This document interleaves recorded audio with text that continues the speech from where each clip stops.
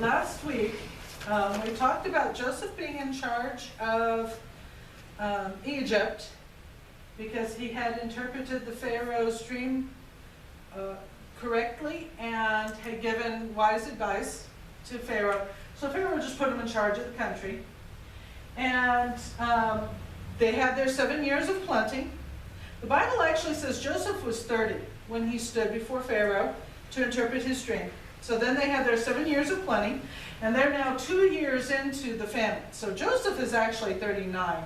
And I make that specific because all Sunday school literature portrays Joseph as like 12, 13 years old when he's sold into slavery.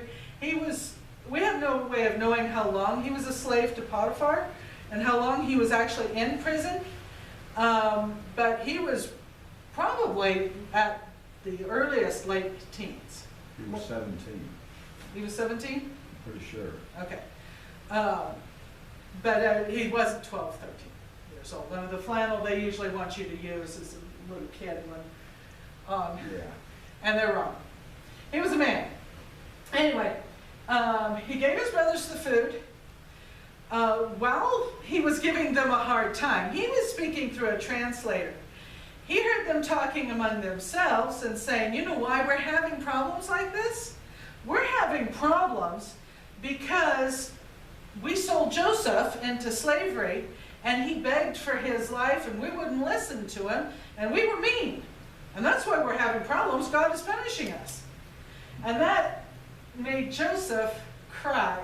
He went into the other room, had a good cry, washed his face, composed himself, and came back out. And then he sent him home. And remember, they found their money in their bags of food. Well, when they got home, Jacob said, you're not going back. You're not taking Benjamin with you. I am not letting Benjamin go. And here again, the Bible keeps referring to Benjamin as the boy. I won't let the boy go. They never call him a child, but they do call him a boy. Benjamin had 10 kids of his own by this point, so he wasn't really much of a boy. He was in his late 20s, most likely. But anyway, just a little irritation that he's always portrayed as a little kid. He was not a little kid. After some time went by, though, they ran out of food. And so they told Jacob, look, we have to go back to Egypt. That's the only place there's food. We're all going to starve to death, including Benjamin, if we don't go back to Egypt. But we can't go back unless Benjamin goes with us. So finally, Jacob realized the truth of what they were saying, and he relented, and he let Benjamin go back. When Joseph saw Benjamin, he started to cry again. He had to go in the other room, compose himself. He came out. When they arrived, they told the steward in charge of the food distribution, look, there was some oversight. We had our money when we got back, so we brought our money plus more money to buy food. And the person said, I got your money, so I don't know what you're talking about. Your God obviously put money in your bags. That's what it was. Your God put money in your bags. Joseph had commanded them to, so God told Joseph to. Same thing. They go in, they're taken into Joseph's house, and this starts to scare them.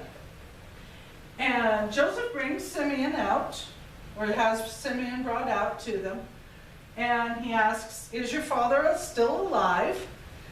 And they say yes.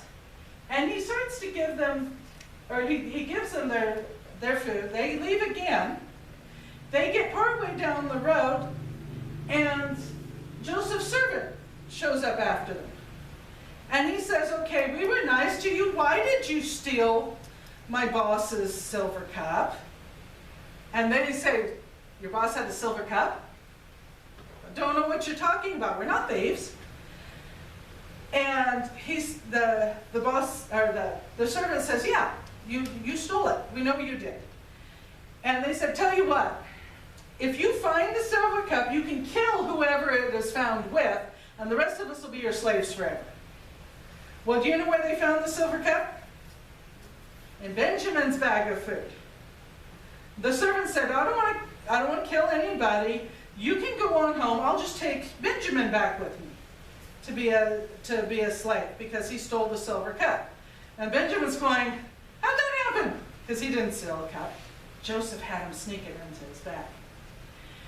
I think he was testing to see if his brothers had reformed and if they were still selfish enough to let Benjamin go back and go on home without him.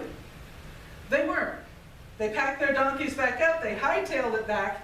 They were taken into Joseph's house. And they're upset. Joseph invites them to eat. He sits them at the table in age order, and they're scared. And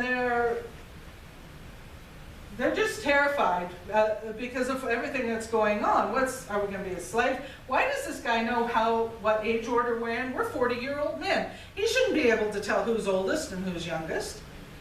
But Joseph set them in age order.